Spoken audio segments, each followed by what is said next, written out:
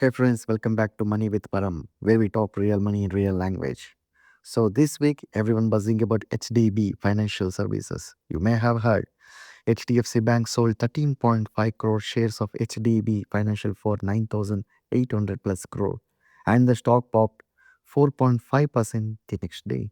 Sounds fancy, but if you're a retail investor like me and you, the question is, what's really going on? Should I buy into this? Or is this just corporate chess? Let's break it down. HDB Financial is a subsidiary of HDFC Bank, kind of like its younger sibling. HDFC Bank decided to sell 6% stake in it for nearly 10,000 crore. This was not an IPO. This was a private placement to some institutional investors. The valuation 1.63 lakh crore, not bad. So the stock price of HDFC Bank moved a bit, but the real question is why sell now? What's the plan behind this move? Here is the Param stake. What's the inner strategy here? This is not just about raising money. There's a strategic loop here. And if you understand that, you understand where the opportunity is. HDFC Bank is preparing HDB Financial for a future IPO. By selling a small chunk now, they are doing two things: setting a market valuation benchmark, bringing in fresh capital and outside confidence. Think of it like putting on makeup before a big wedding photo.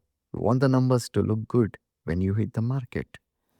This 9,814 crore sale gives HDFC Bank cash, which it can use to strengthen its own books, possible pay off debt, or improve balance sheet metrics, show better capital adequacy.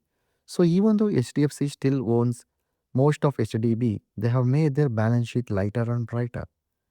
Signal to the market here it is selling a piece of HDB Financial now says, hey investors, we have got something valuable here. Pay attention. It's not dumping the stock. It's a controlled move to build excitement before a bigger play. That is the IPO. Should you buy it now? Here is the catch. Retail investors can't directly buy HDB Financial shares yet. This was a big deal for big funds, not us. But you can directly benefit by investing in HDFC Bank, which still own most of HDB Financial. If HDB performs well and lists later, HDFC Bank's value will likely reflect that too. So the real strategy, like the parent, not the child for now. So here is a few risks to watch. If the IPO takes too long, the market might lose interest. HDB business is exposed to credit cycles, defaults, NPS can hurt. Overvaluation risk also is possible. If the 1.6 lakh crore price tag was just hype, so don't assume it's a jackpot just because of the recent pop. Here is a Param's checklist. Before thinking of jumping in, watch for IPO news or DRHP filings from HDB.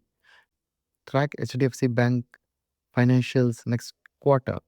Check NBFC sector growth plus demand for personal loans, auto loans, etc.